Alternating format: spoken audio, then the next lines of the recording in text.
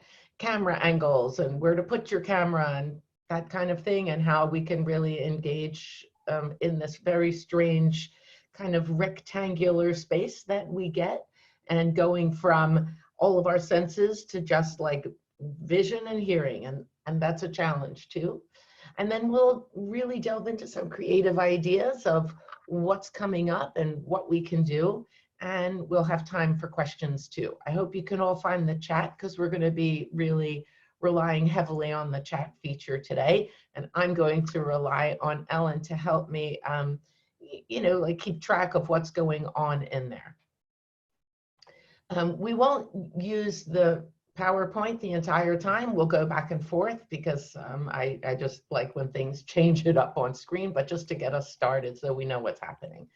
We want everybody to feel good about what they're doing online. And I know that so many people are comfortable talking directly to children or directly to families, but this false barrier is hard to overcome. So we'll talk about that a little bit.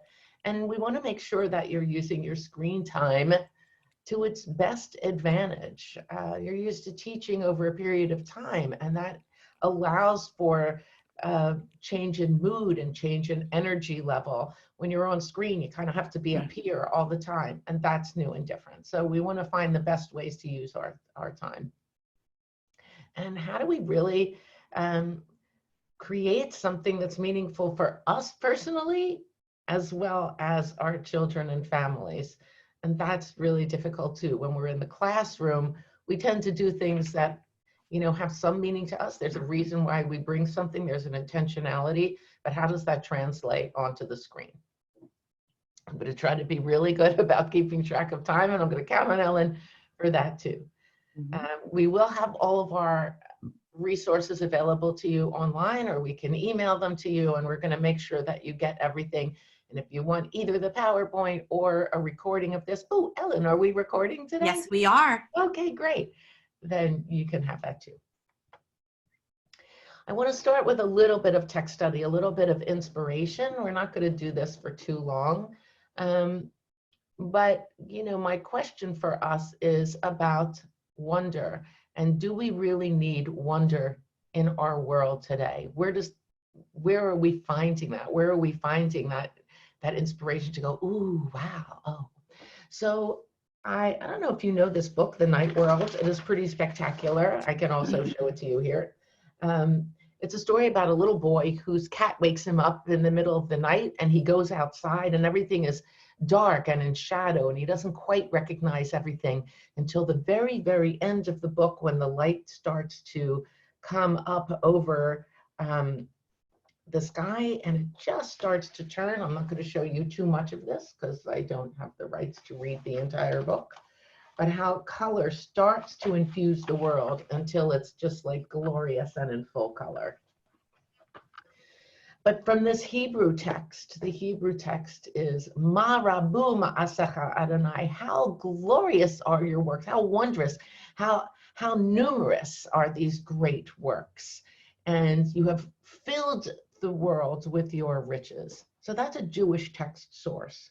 But I want to look at the text source directly from the book, and that is, and the great glowing golden disk of the sun bursts from the tops of the trees.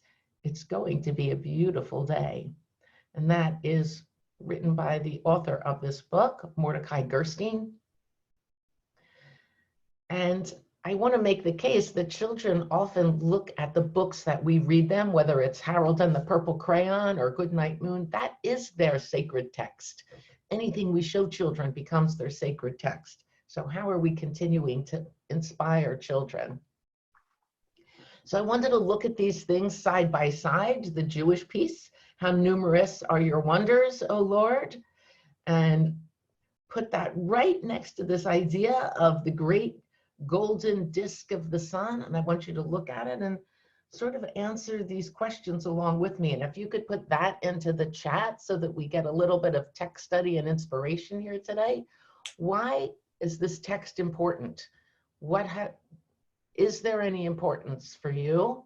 And I'll ask the second question right now too. What are words or phrases that really jump out at you. So hopefully you can find where the chat is. I know that a lot of you were chatting earlier. And Yes. Ellen, since I can't actually read the chat while I'm projecting, it would be so helpful. Sure. As soon as they roll in, I'll be reading them. So Debbie, she wrote, "Earth is full of riches." And that's one of the things that really jumps out at us, that the earth is full of riches. Mm-hmm. And Beverly has, "The sun brings us inspiration, and that each day can bring us wisdom and riches." Beautiful. So no matter what happens on a particular day or what our mood is, we have an opportunity to start anew every morning. And Lauren and Jen, they shared, "It's going to be a beautiful day." And Mindy has, "Earth full of riches. It's going to be a beautiful day." So these are some of the phrases we really want to look at. That's a really telling thing already, that we're really jumping to this concept that the earth is filled with beautiful things. Mm-hmm. And Linda, she writes, "Wonders remind us that God is everywhere, and we really need these daily reminders." And Judith has optimism. And so how are you incorporating awe and wonder into your own personal life right now? Look, we're all having challenges, and hopefully we all have moments of beauty and gratitude as well. So how is awe and wonder mixing into your life right now? So bring it on in the chat. That's a really good question. Sometimes it's difficult to find awe and wonder when you are quarantined. You really have to have a purposeful look at it. And I'll throw out one last question that you can incorporate. How could any of this be useful in your work with children? If we're talking about awe and wonder and how it feels to us and how we feel about this concept of the world being filled with riches and the sun bringing on new opportunities every day, how does this mesh with some of your... I love that Jen wrote, "Teaching kids how to Zoom is wonder and awe." And getting them to see the wonder in the world, even though we're inside a lot, is a goal and certainly a challenge. It's important to get outside and enjoy nature and get fresh air. And Mindy, I agree. Sometimes I struggle with the fact that we are inside, and it's worthy of being acknowledged. I love this, Barbara. "Looking at the world through a child's eyes, they always see something new, and everything is full of awe and wonder for them. If we look at the world the way kids do, we may see wonder as well." So important. So I'm going to continue to move forward, and then pretty soon I will get rid of this fantastic slideshow so that we can see each other again. But I want to think for a minute about, so we just spoke about awe and wonder and trying to capture that and trying to capture the child's awe and wonder. And I want to think a little bit about what and why we're teaching in this time of COVID-19. What are we hoping to accomplish with our Zoom calls and our Zoom classes? And that's a kind of a big thing. And the way we're going to structure our time today is to really focus in on the why we're doing things. You know, let's start with that. Why are we doing it? And what do we think is important to accomplish? So again, I'm hoping that there are lots of coming up. Yeah, Barbara writes, "Maintain connections with our families and community and connection," building that community and connection, even though we're not able to be together. Connection, engagement, and some continuity. So I love that. Following it up from day to day so we don't lose track. Great. Stay connected and foster relationships. And we aren't alone, and we want our families to know that we are there for them and their children. Oh, I love this. Kelly writes, "A sense of normalcy." And Sonia writes, "Keep interacting with children and their families." So these are such important ideas for us to think about, you know, why why we're doing this. And it's interesting that everybody's talking about connection and helping people feel grounded in a time when we can feel isolated or sort of like, let loose. In my mind, it's almost like an image of, being in outer space, and your tether to the spaceship has just been cut loose and we're floating somewhere. And that our teaching is that opportunity. And I'm so glad that nobody here is saying, we must teach every, 2 and 3-year-olds some like incredible new skill. The skill is thriving in this challenging time. And we do that through this connection with each other. Yeah. I love this. Try to have the children's day seem normal and similar to what days used to look like before sheltering in place, and letting families know that we're available and that we're here. And we model connectivity using the internet in a new way in preschool. And it's just good sometimes seeing everybody's faces. I'm wondering too what the families are telling you about what you've done with their children and what they're asking you to provide. Are families coming to you and saying, gosh, I wish I could do X, Y, Z, or would you help me with this? I'm wondering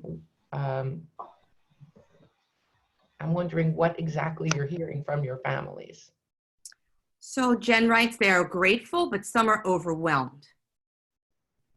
Yeah, they're very busy schedules. And this was interesting. Minnie writes, 2 distinct camps. Right, so there's the families that are completely relying on this, and the families that are like, I really can't deal with this right now. And, is that a function of the child's ability to sit or not sit? Is it because some families approve of screen time and some don't? Is it because families are working and they only have so many screens available in their home? So, right. I what do you think hear? they are, for the most part, they're very happy with our energy and to keep children connected. But somebody had written, sometimes they're not sure that the parents know what they want, because this is all new for them as well. Parents have asked for activity sheets that we use occasionally in school and pre-K. And some parents like a weekly session and use it by picking them up and choosing them. And Sarah writes, my families are telling me they love the videos we're providing. They love being able to watch them at their leisure, and they are thankful for the online learning. So that's another really good point that, we're going to switch to. Do we want to do synchronous learning where everybody watches at the same time versus asynchronous where a family can choose when they watch? I know that for some children don't really understand this. We can look at each other, right, and realize that we're connected as we see this big grid of people, or we see a few people at a time, and we have that understanding. Children don't necessarily have that understanding of there are several people participating in this at one time. So of course, depending upon the age group you teach, you may have everybody visible at once, and perhaps you choose only to show yourselves as the teachers to make it less, overstimulating to the child. So some great posts are coming in. Some children have older siblings that are also watching the Zoom classes. The scheduling can be tough. And Joanne writes, we also post daily on our closed Facebook page a question of the day, activities, stories, etc., because different families have different schedules. And so I love that people can go back and watch at their own leisure. Here's another one. Families of younger children really like story time, videos, songs, etc., that they can see on their own time. Even our older children get a bit overwhelmed by the Zoom. Lots of pictures can be overstimulating. So, and Sonia writes, great ideas and links, but overwhelming when I have to work and we need physical help, even though they understand that is impossible. And Beverly writes, when it's one-on-one, some of the children are in the mood that they don't want to answer and they want to do what they want to do. It depends on the day. It definitely depends on the day. Yeah. Also, there's that idea of sort of, overstimulation versus stimulation. It's a very difficult balance to maintain at all times. And so I appreciate that you are recognizing all of that as we consider it. And I know it's very difficult, as the teacher coming in, what exactly am I teaching? And if my purpose is to, that I'm just creating this connection, I may plan a completely different kind of lesson than if I'm trying to like cram in content. That said, we are going to talk about some content at some point today because it helps to have things that are inspiring for children, but I really appreciate the fact that you're really considering all these different approaches. Continue to add into the chat, and Ellen, please continue to do this as we move on. So I'm going to go back to this for a moment, this concept of how are we really connecting and engaging. So we know the why, right? We just talked about the why. We know that we want to maintain a connection. We want families to feel that we're still there and we're still a community. And we also want children to feel this kind of awe and joy, and that every day is bringing something new and wonderful. So that's a lot to bring together. And then the question is, how are we doing that? Right? We just had the why, now we're up to the how. And how are we truly maintaining these connections, and how are we deeply engaging with families? I used that Salvador Dali sort of image of the melting clock, because sometimes I feel like I'm melting myself. But that concept of, are we working all together at one time, or can we really feel connected even when we're doing this at different times? And we know that different age children, right, things are appropriate for different ages. How much screen time is appropriate is differently appropriate for children. And that's what the chat is reflecting as well. Some are saying that, some parents enjoy the Zoom, and others like the attachments or the worksheets that they're set up, that the teachers are sending home, that they can do when it's convenient. Great, because it's so important to really reflect what your constituents' needs are, and that's really critical as well. I just want to talk a little bit about screen time and what we can do on screen, and some tips, right? So in fact, I see now, I don't know if this is where you are always doing your Zoom classes, but to consider where your camera is, what's facing, you really want to, and in fact, I'm going to change my view because there's a lot of things that are going on in the background. And for me, seeing all these images at once is a little distracting. Number one, when I do a Zoom, I always look in the camera when I'm trying to talk to people at once. I mean, I do have to look down occasionally and look at my notes, or I'm looking at my PowerPoint, but for the most part, I know where the camera is, and I'm looking at it like that little dot is my very best friend. And it helps the child think that you are talking directly to them.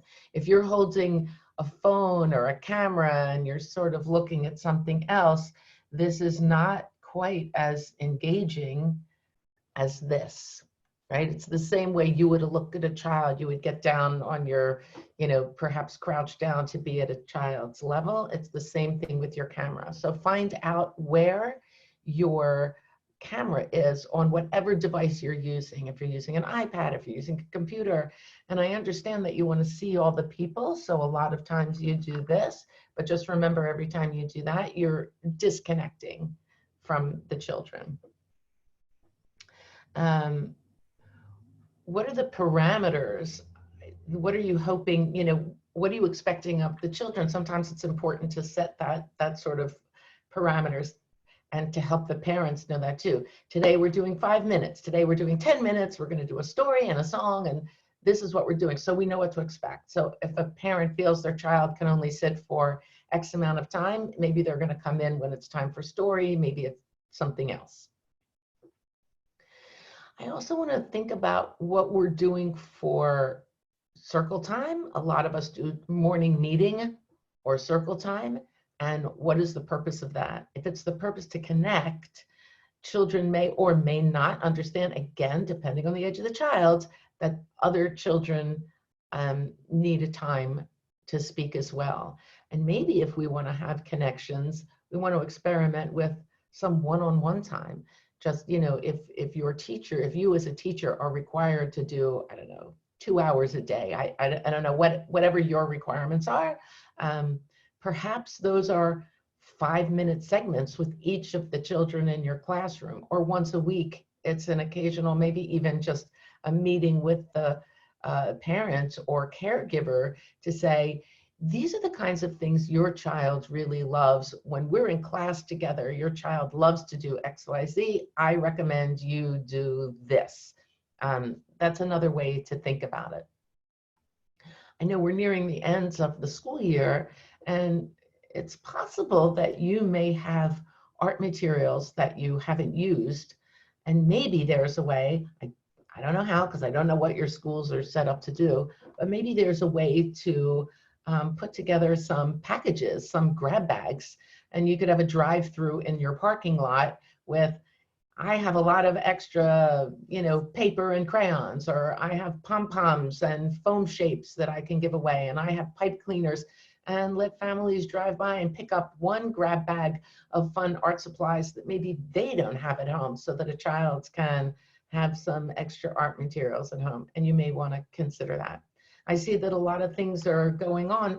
Ellen, do you want to share some of the ideas that are coming through on the chat? Yeah, I would love to. Marla writes, I make personal phone calls to connect with parents and children. And Lauren is writing, when singing a song, I like to end with pointing to the screen and saying you, so they feel like I'm talking to them. For example, there's a dinosaur knocking at my door and he's coming to have Shabbat with me and you, or David, or, whatever the person's name is. And I have Andy Joseph is going to do the dinosaur song tomorrow. We're so excited. 10 a.m. everybody, tune in. And then I've been bringing art materials to the child's homes. Wow, that's really thoughtful. And I love seeing they love seeing their teacher. So these are great things that you're sharing. Great.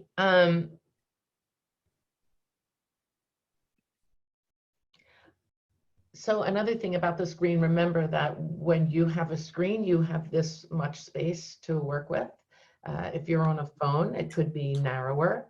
And I do want to recommend that if you want to maintain that connection, you can sometimes say, what can you find, in the backgrounds? Can you find a picture of a bonfire? Can you find Mickey Mouse? And maybe they will look around you on the screen. It's a way of doing kind of like an I Spy kind of thing.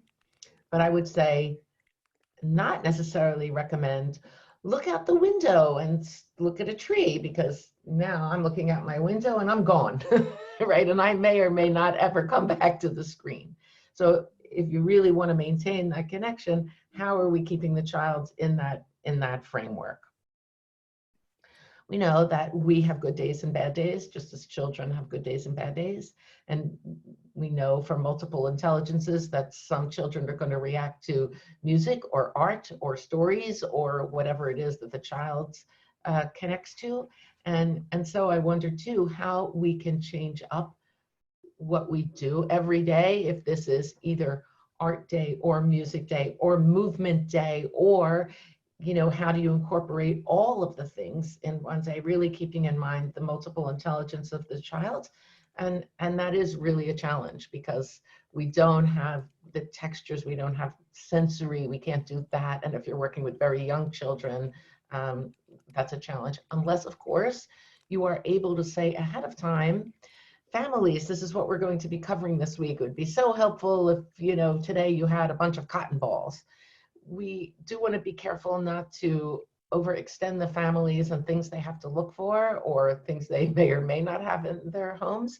But how can you say that this is what's coming up, and please be prepared to do this, wear blue today, wear a hat today, or, but to do it in a way that's not overwhelming, and that's not, it's not like every day, oh, what do I have to do today? Because we don't want to do that either. But how do we keep that and mix it up? So I see a lot of flashing. Yeah, so Lisa, there's some great things going on. Some teachers are actually driving to students' houses and leaving chalk messages on their driveway. And some are calling and using FaceTime with your students on a regular basis. You know, the teachers miss their kids so much. And Judith writes, I try to do my art videos with supplies that they would have in their home, so they're not, you know, trying to do things that they don't have. I love this. Linda does coming attractions on Facebook and at the end of Zoom to sort of let people know what they can look forward to. Wow, So that's fantastic. Yeah, that's a really great thing to incorporate. I love that. Guys, I think what we should do is have you all take turns teaching these classes. You're all kind of brilliant. Mm-hmm. So, in fact, I know you're all brilliant. I've seen a lot of you teaching. I've seen a lot of what you do. And so the other thing is, how do you capitalize on what your specialty is with your children?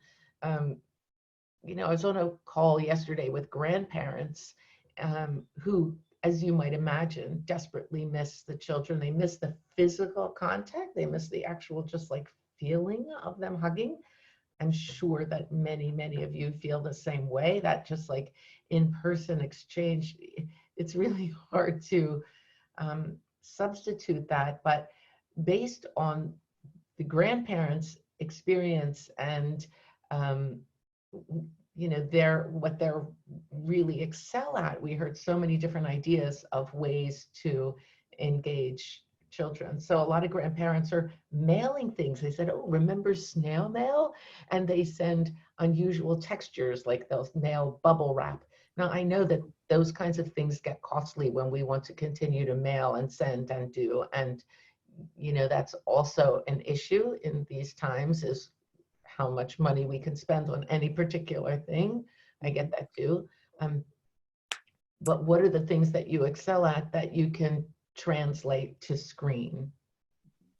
Lisa, I just wanted to share with you that Mindy is sending like a weekly supply list, like ahead of time. So they're usually things that people have in the house and that they can, you know, easily grab but be prepared. And Mira I've been doing dress up story time. The first time I wore a magnificent onesie, and the second time I wore a cape and a mask. I just want story time to be fun and silly because I know the kids in my class love to dress up and have story time, so I combine them both. Oh, and this is another one. Listen to what Jen said. We set our kids up to be pen pals with each other. Oh, how fabulous. And, you know, if you have really young ones, you could just be like picture pals with each other. You could just, you know, they could each make pictures and mail them. They don't have to be words. So that's awesome. Oh, we had a fairy tale mania dress up on Zoom week 1, and I love that. What a great idea. So if you're doing dress up, another thing you can do is also, you know, dress up your background. We're about to talk about Yom HaAtzmaut. We're going to transition into some content moving forward, but I always have these, you know, I have interesting claws, and you might change the backgrounds of wherever you're doing your thing so that it looks different. Right now I have this, you know, I have like a reddish cloth and it says Shalom, but you know, I might just take this and I do it with clothespins, and I just like put different things up.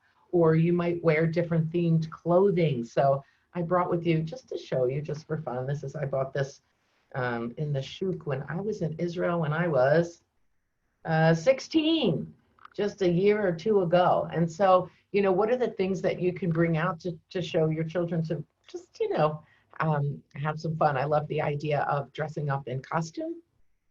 I want to say something about lighting and camera angle before we move on. I know that people were asking me how they do dance, for example. But first of all, I do want to say this. Your camera should always be just a little bit above you. You'll look better. And you will see, like if I start to stand up, like if you look down at the camera, it's not so attractive.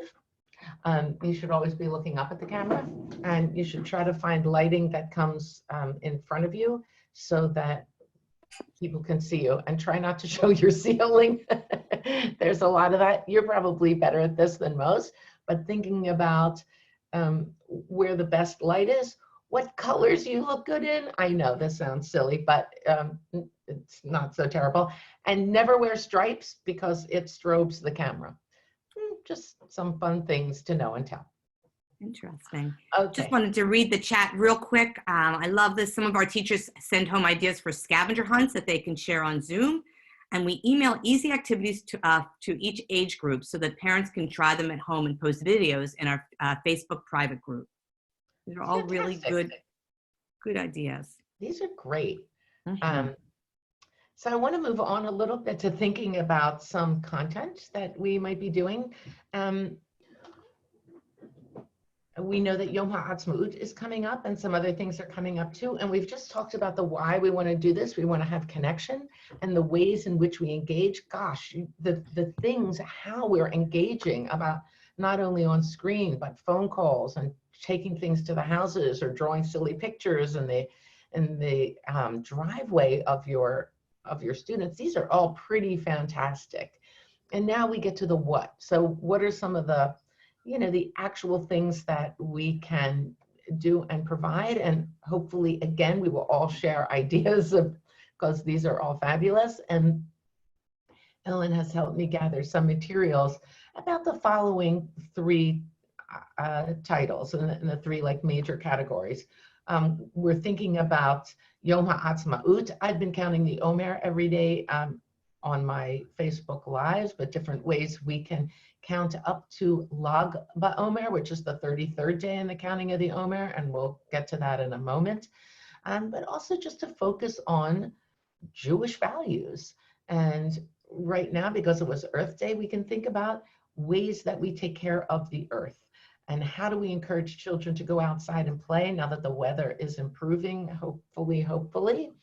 And what are the things we can do? Can you encourage them to plant a garden or just even go outside? And you were talking about scavenger hunts. Look for particular things when you're outside, like budding leaves and birds and listening for sounds, and to use the senses that we can't use in this screen.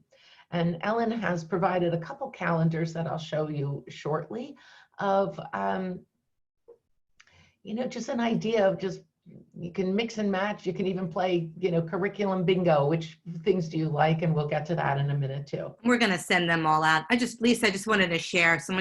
Joanne writes, we're going to be making salt dough mug and Davids for the Dead Sea theme, which is very exciting. So that's a good one. Maybe we'll. Awesome.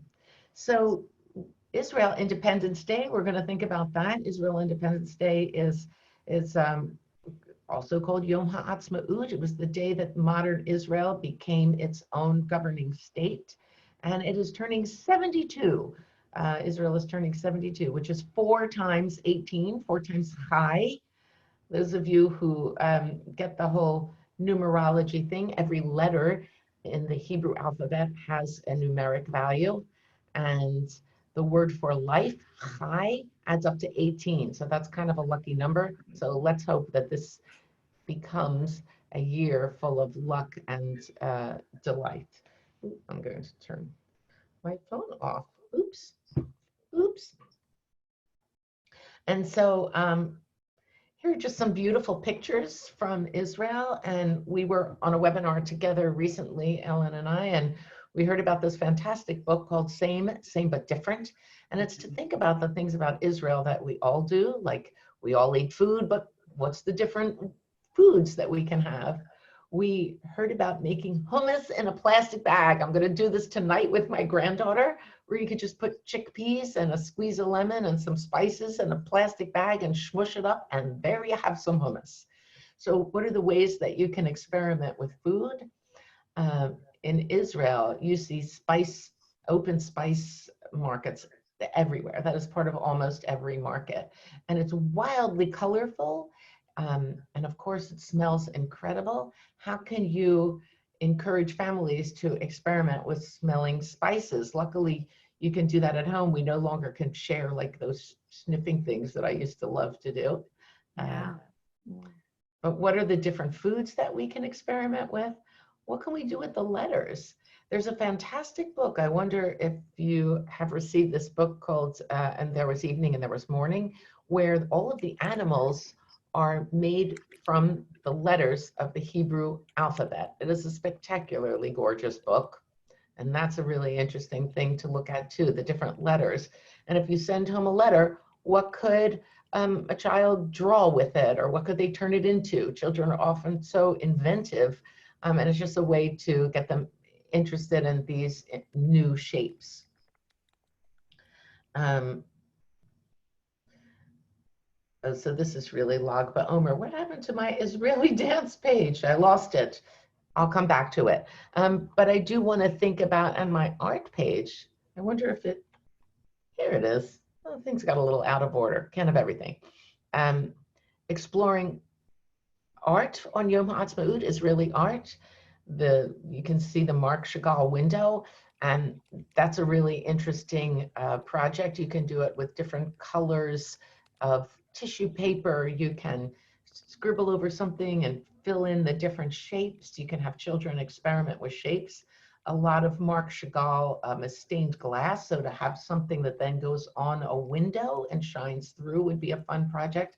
And you can do that by even putting crayons, tissue paper, anything on plastic, in saran wrap, on contact paper, if anybody happens to have that. Wax paper, you can iron wax paper. I know that it's hard to get families to do too much, but these are some ideas that they may be able to do to make stained glass. To do a gom works where it's all about colors, bright colors, and folding papers and seeing different colors as you look at something from different angles and changing perspectives. And of course, that's Pevin, who makes incredible portraits from loose parts. And for those of you who are interested in loose parts, what a fun activity to inspire children to do, and ask parents just to gather some objects and see if children can make their own self-portrait out of these loose parts. Again, I see a lot of things coming up. Do people have some other ideas? Yes, we're going to have a week of famous artists with activities outside and inside. Oh, fantastic. Which sound really fun. And look, because I saw Mindy on here, you know, teaching some simple Israeli dance is really fun. And you can do that this way. Like, I don't know if you guys know Uga, Uga, Uga. Mm-hmm. Right, so it's with the lashed that lakum, sitting and standing. It happens to be my granddaughter's one of her favorite songs. Okay, I think it's pretty amazing that I've gotten this far without talking about her today. So, but you know, things like mime, very simple dances that you can do while you're on screen and still do them. And if you are uncomfortable singing it yourself, you can always play music in the background and have a dance party. If you're doing dancing, all you need to do is move further back away from the camera so that you can see more of your body. If you're used to sitting at a desk while you do it, you may want to try putting your camera or iPad or whatever on a bookshelf so that you can be higher up so that the child can see your entire body. And Lisa, how about the music when you're playing music and talking at the same time while you're on Zoom and trying to, what's the best way to do that? So you can just play something, you know, I will, oops, I'm gonna stop sharing for just a moment. If you're playing something in the background, let's see if I can,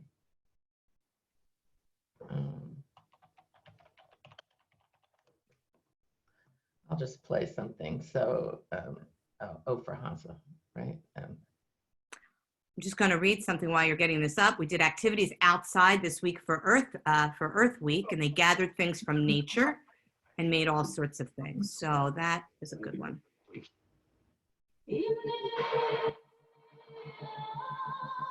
I just chose any song. So I'm guessing you can hear this? Yeah. Okay.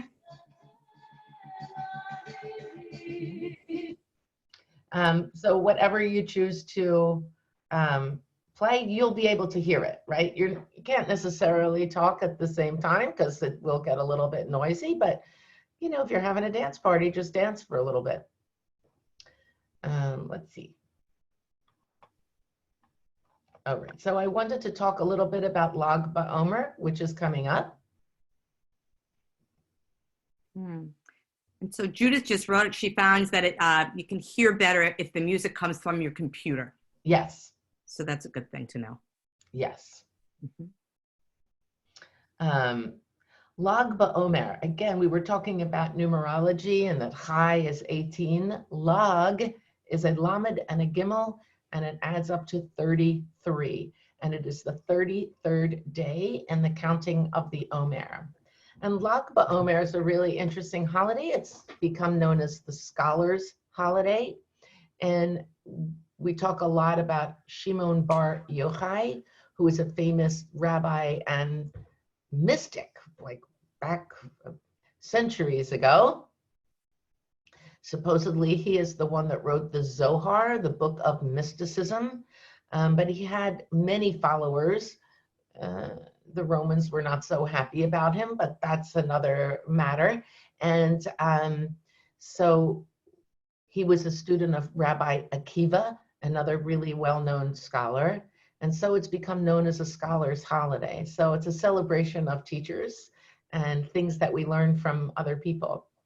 The story goes that Shimon Bar Yochai had to hide for years in a cave because Roman soldiers were looking for him. And so we often build caves or forts. You can see a picture of a fort over there. And he could only eat the fruit of the carob tree that was right outside of his cave. So there's a picture of the carob tree there. And sometimes you can get real carob, sometimes you can get carob powder, but you can think about food that grows from trees and talk about just being sustained by food that grows on trees. And it's a day of outdoor activities and having picnics and bonfires. That's the way they celebrate in Israel. With great big bonfires and dancing, and often children play with bows and arrows. You can see that in this picture that I'm showing today, they're not really arrows, they are sticks. So you have to think about safe ways you could possibly do that. But then you could also just do sports and obstacle courses and relay races and fun things like that too, and encourage outdoor play. So that's Lag BaOmer, or you can have one of your classes around a pretend fire. Well, there's a lot more about Lag BaOmer, and in the resources that we're sending you, there'll be links so that you could learn a little bit more about Lag BaOmer. I'm wondering if there's anybody who does or is planning on virtual picnics or anything like that for the holiday. Gail says they usually have a field day, and I'm wondering if perhaps that you could translate into that, doing that virtually from the comfort of everybody's home. I bet you can. I think so. It might be fun. I like that. You know, the other thing that we were talking about is this concept of just focusing on important Jewish values. And again, we started to talk about this, the idea of taking care of the earth, Shmirat Ha'adamah. And that can really look like a lot of different things, right? It's about recycling, and you could have mix and match games with things that are, you know, where does this go? If it's plastic, which bin does it go in? If it's cardboard, which bin does it go in? You can encourage children to make art out of recycled things. You can encourage the beginning of a garden. I just started yesterday. I lent it, I already gave it to my daughter and granddaughter, of course. I planted a celery, and all you have to do to plant celery is to cut off the bottom of the celery stalk and put it in water. You can plant it directly in the ground, but you can just put it in water and it starts to sprout almost immediately. So I planted mine yesterday, and there's already the teeniest little thing that's starting to grow, and it grows so quickly that you can really watch it day by day. So you might have one that you do with your kids, or you might do it yourself and show them every day how it grows, or encourage them to do it. And a suggestion was made that scallions do something similar, that you can put them in water and they sprout as well. I mean, there are a lot of things, right? Avocado pits and radishes and potatoes. There are a lot of things that you can plant in water, and that's great. That's a great thing to do. So I see we have some other things. Sunflowers is fun. They also grow quickly. You can plant them in little pots. Yeah. You can do seeds that sprout and put them in a plastic bag and put them on the window a lot of people do that so that you could watch them grow and the sun comes in, and that's really fascinating. And Cheryl writes, we're doing a recycling program this week, and they're going to build a robot from materials, and we'll bring it to Zoom with the robot's name. Oh, I That's really love neat. Bird feeders made of a toilet paper roll, peanut butter, and bird seed. And if you have a peanut allergy, I'm sure you can use nut butter. And someone else said that they were going to have the kids build obstacle courses, perhaps on their driveway or in the middle of their living room, and kind of compare and contrast. You can use hula hoops, you can use anything, but fun stuff. It's amazing what you guys are thinking together. It's great. Really. I always love a good pillow fort. That's like my thing. It's good. Introduced that idea to my little Miriam, the idea of pillow fort. And she was, at first, like when I piled the pillows around her, she thought, what is this? But then, you know, I quickly hear the again, fort, again. So I'm going to share with you these fantastic calendars that Ellen prepared for you. And they're just fun. And this is an idea of, gosh, if it's difficult to think, well, what am I doing next? Look, I do a 10-minute thing in the mornings, and I was already saying, that's really hard to come up with a new idea for every day. And you guys are probably doing a lot every week. So here's some just like great ideas to kickstart your brains. And, you know, please share more. So this is about midot, or character traits. Midah is a character trait, single, and midot are traits like honesty and respect and things like that. And Jewish values, there's also Jewish values, and such as, like we said, Shmirat Adamah, or family, or kindness. So this combination of midot and values is a great thing to explore. And we're going to send this to you. And the other one is this one, a whole month or almost. We didn't fill in the last, but now after all the things you said. Yeah, I can fill them in before we send it. Lots of cooking and crafts and music and math. I have to say that's not the first thing I think of, other than counting the Omer. But what are the ways that you can incorporate all of these things? You know, when I think about Israel, I always think about the buildings in Tel Aviv, and that's usually one of the things that I work with children about. I look at buildings and have them build. I love to build with blocks. That's one of my favorite things. And I have lots of blocks that I still play with at home, and my granddaughter's not the least bit interested, but I like it. So there's that.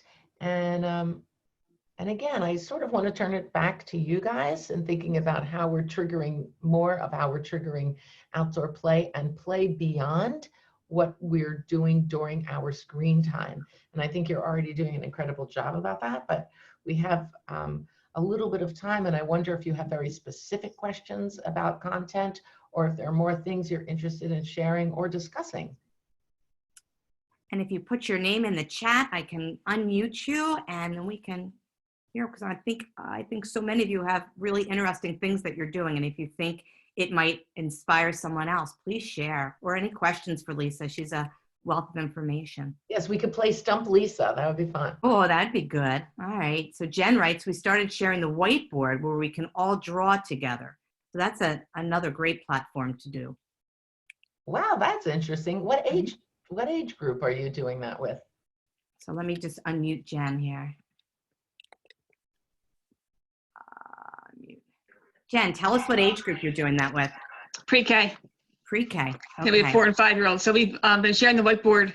At first, I was doing like a how to draw kind of thing, just to get us drawing together, and to showing the different steps, using different shapes to draw different things. And then I try to make sure I knew what everybody was using, their device, so I can give them all instructions on how to do it, like, based on what they were using. And now we're all able to just draw on the screen. The kids just draw and doodle as we go. Nice. It's like the first 5 minutes of our Zooms. I like that. So we have a question. What exactly is the whiteboard? And when you share your screen on Zoom, you can have the option to share your screen to show what you're working on, like we were doing for this training. But you can also share a whiteboard, which is just a white screen where kids can, there's an annotate feature where kids can draw, and you can draw, everyone can draw. That's great. And here it is. I'll show you. Okay. And, you know, you can just take your mouse and do kind of like, woo-wee, and you can change the shape. Now you can see how artistic I truly am. So that's the whiteboard. Thank you. That's great.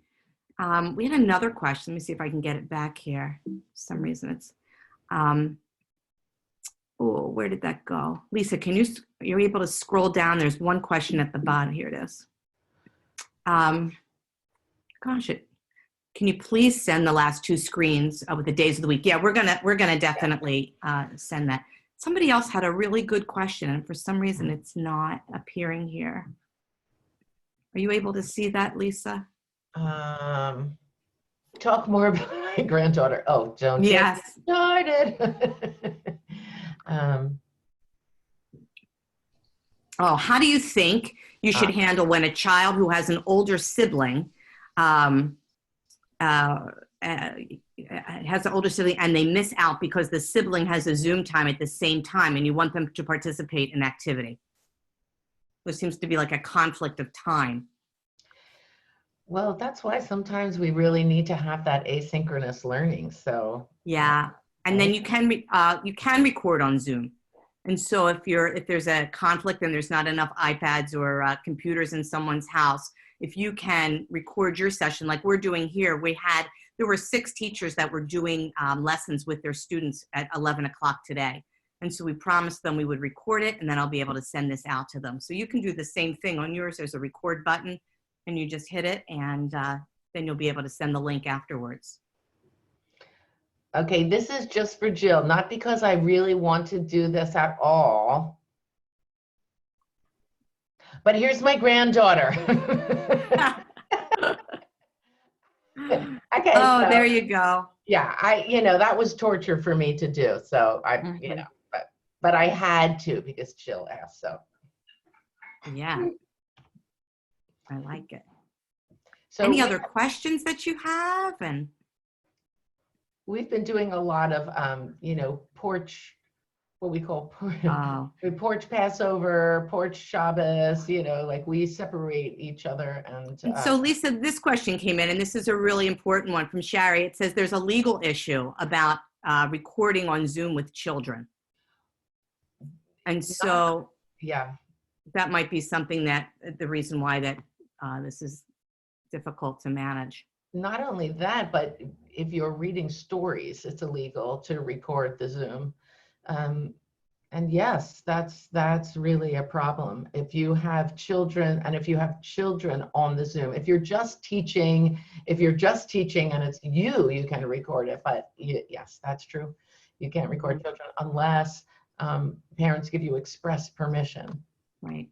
Mindy writes that they provide these Zoom opportunities and then they also do uploaded activities so that if somebody can't come to one, they can do another. Linda says, how do you change your screen background while you're on Zoom? So we can definitely do that. Yes. Well, yeah.